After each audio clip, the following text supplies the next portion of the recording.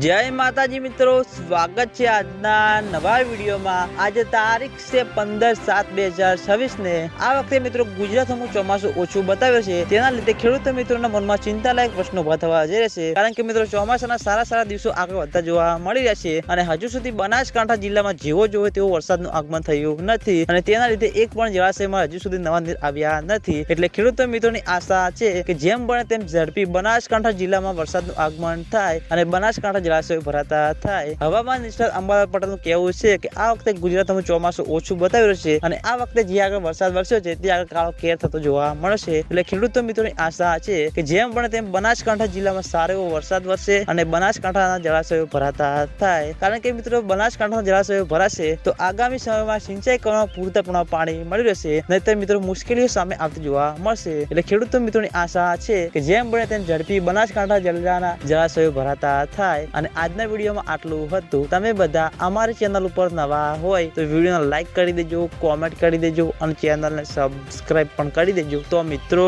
જય માતાજી।